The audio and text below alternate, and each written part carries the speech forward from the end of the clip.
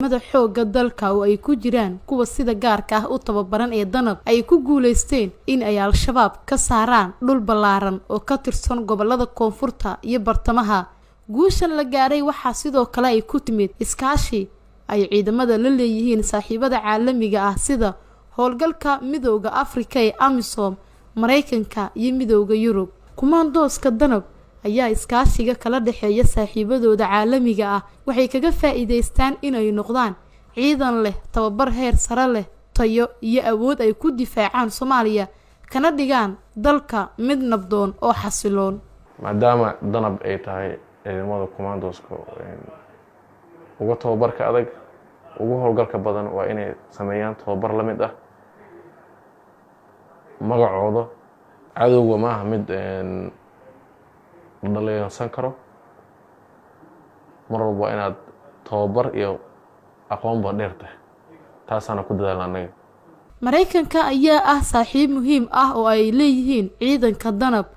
Mareykanka waxa uu ka taageeraa danab tababarada qalabaynta iyo dhinaca farsamada taageerada noocan oo kala ah ay ciidanku helaan waxa uu sahashay in ay si fudud u howlgali karaan oo markiiba ay ka guuleysan karaan cadowga The US government has provided dawladda Mareykanka waxay siisay kumaandoosta danab waxyaabo badan sida tababar aasaasi ah waxaan siinay qalab sida gaadiid iyo qalabka askartu ay qaataan sidoo kale waxaan muddo hore siinay hub iyo tababaro la xiriira habka isticmaalka hubka waxa intaasi dheer oo aan danab siinay qalab iyo caawimaad xagga la talinta ah oo ay bixiyeen ciidamada Mareykanka ee qaabilsan howlgallada gaarka ah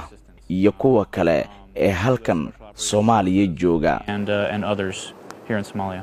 danab waa ciidan Soomaaliyeed oo ka shaqeeya danaha dadka Soomaaliyeed iyo dalkooda saraakiisha danab waxay sheegeen in iskaashiga kala dhaxeeya saaxiibada caalamiga ah sida dawladda Mareykanka aan sinaba looga fasiran karin in danab ay danaha Mareykanka ka shaqeyso hase yeeshee danta kaliya ay u taagan yihiin ay tahay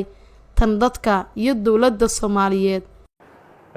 anaga danab nahay waxa garabka noo suran calanka Soomaaliya aan ummadda Soomaaliyeed u dagaalanaa nin Soomaaliya ahaan iska caday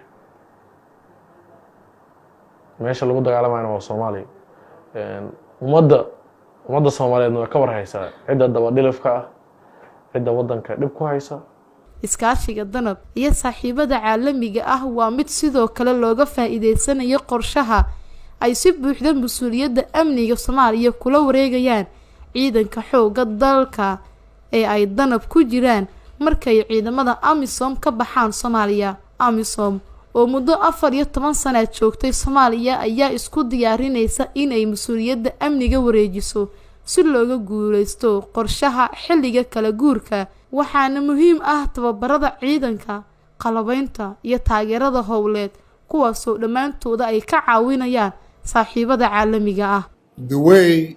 we are going to implement habka aan rabno in aan dhinacayna ku dhaqan gelino qorshaha kala guurka isla markaasina aan ku meel marino si aan uga baxno Soomaaliya waxa uu ku saleysan yahay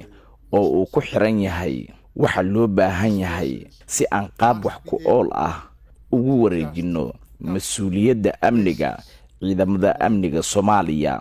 ciidamadan waa in ay awood u yeeshaan ma ahan oo kaliya in ay deegaano qabsadaan laakiin waa in ay gacanta ku hayaan deegaanadaas isla markaasina ay dhisaan oo ay hantaan aaminaadda iyo kalsoonida shacabka and win the trust and confidence of the population howlaha wada shaqeynta ee danab ay la leedahay saaxiibada caalamiga ah waxay kordhisay fulinta weerarada dhulka cirka iyo howlgallada gaarka ah ee ciidamadu fuliyeen ee lagu bartilmaameedsanayo al-shabaab